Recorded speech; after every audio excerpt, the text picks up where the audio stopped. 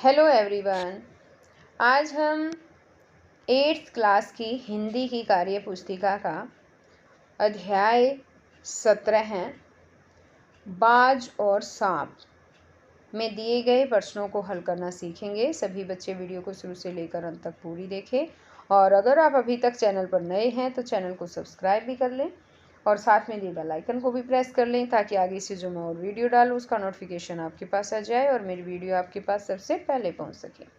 तो देखिए एक बार शुरुआत करते हैं। अध्याय 17 है बाज और सांप और उसका यहाँ पर पहला क्वेश्चन है कि उचित शब्दों का प्रयोग करके रिक्त स्थान भरो।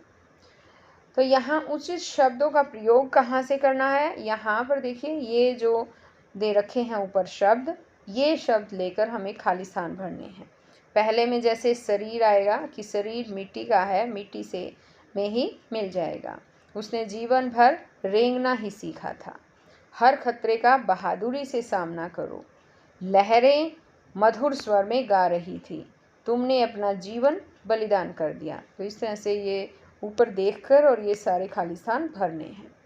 अब आ जाते हैं सेकंड क्वेश्चन पर और इसमें है कि निम्नलिखित शब्दों से समानार्थक शब्दों के जोड़े बनाओ। समानार्थक शब्दों के जोड़े बनाने, समानार्थक का मतलब होता है जो समान अर्थ देने वाले शब्द होते हैं।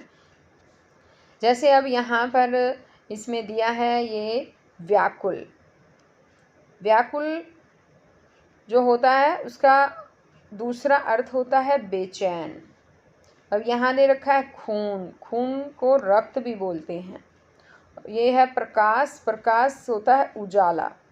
आज़ादी, आज़ादी का मतलब होता है स्वतंत्रता। तो इस तरह से ये जोड़े बन जाते हैं बच्चों और ये जोड़े जो है वो हमने नीचे यहाँ पर लिख दिए हैं। जैसे आपको यहाँ पर ये नज़र आ ही रहे होंगे, ये सारे जोड़े हमने यहाँ लिख दिए हैं। आपको भी अपनी कॉपी में इसी तरह से लिख देना है। अब आता है यहाँ पर थर्ड क्वेश्चन और इसमें है कि अपनी गुफा में बैठा सांप क्या क्या देखता रहता था, चित्र के द्वारा भी बताओ। यहाँ पर दी गई जगह में आपको एक चित्र भी बनाना है। गुफा में बैठा हुआ सांप क्या क्या देखता है, यानी कि यहाँ पर आपको एक गुफा बनानी है और वहाँ पर गुफा के आगे जो है आपको एक सांप बना देना है और वो क्या क्या देख रहा है वो सब आपको इसमें लिखना है। जैसे अब हम लिख रहे हैं यहाँ पर, इसमें है कि लहरों का गर्जन, आकाश में छिपती हुई पहाड़ियाँ, टेढ़ी मेढ़ी बल खाती हुई नदी की गुस्से से भरी आवाज़ें, ये सब सांप अपनी गुफा में बैठा देखता रहता था। तो ये सारी बातें और इनका चित्र आपको बनाना है। अब यहाँ पर नेक्स्ट है यहाँ कि सांप किस रहस्य का पता लगाना चाहता था। तो वह उड़ने के रहस्य का पता लगाना चाहता था कि उड़ने का क्या रहस्य है। नेक्स्ट है कि बाज को सांप की गुफा में क्या दिखा। बाज को सांप की गुफा में जो है अंधेरा, सीलन, चट्टानों में पड़ी दरार, पानी टपक रहा था और दुर्गंध आ रही थी। ये सब उसको दिखाई दिया कि अंधेरा है, सीलन है, चट्टानों में दरारें आई हुई है, वहाँ से पानी भी टपक रहा है और वहाँ जो है बहुत ज़्यादा भयंकर दुर्गंध आ रही थी। अब यहाँ नेक्स्ट क्वेश्चन है इसमें कि तुम्हारा नाम बड़े गर्व और श्रद्धा से लिया जाएगा। यह पंक्ति किसके लिए और क्यों कही गई है? तो इसमें कि यह पंक्ति बाज के लिए कही गई है और बाज की वीरता के लिए कही गई है, यानी कि बाज बहुत वीर था, उसकी वीरता के लिए ये पंक्तियाँ कही गई। अब यहाँ पर इसी तरह से नेक्स्ट क्वेश्चन है कि आँखों से ओझल होना मुहावरे का अर्थ बताते हुए वाक्य में प्रयोग करो और पाठ में से ऐसा ही एक और मुहावरा ढूंढकर लिखो। तो यहाँ आँखों से ओझल होना मुहावरे का अर्थ बताना है। तो इसका अर्थ होता है दिखाई ना देना और वाक्य लिखना है कि चोर चोरी करते ही आँखों से ओझल हो गया। अन्य मुहावरा जो है किताब में से हमने लिखा है प्राणों को हथेली पर लेना। अब यह नेक्स्ट क्वेश्चन दिया है कि तुम कैसा जीवन बिताना चाहोगे, सांप के जैसा या बाज के जैसा और क्यों। तो इस क्वेश्चन में हम लिखेंगे कि मैं बाज के जैसा जीवन बिताना चाहूँगा क्योंकि जीवन का असली मज़ा संघर्ष करते हुए जीवन की ऊंचाइयों में जाने से है।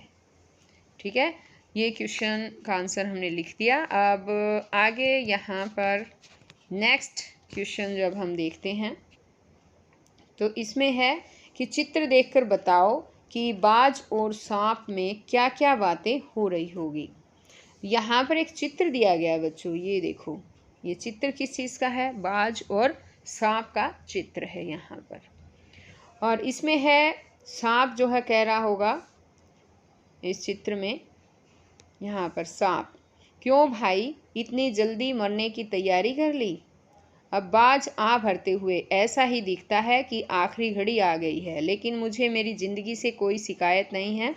जब तक शरीर में ताकत रही कोई सुख ऐसा नहीं जिसे भोगा ना हो।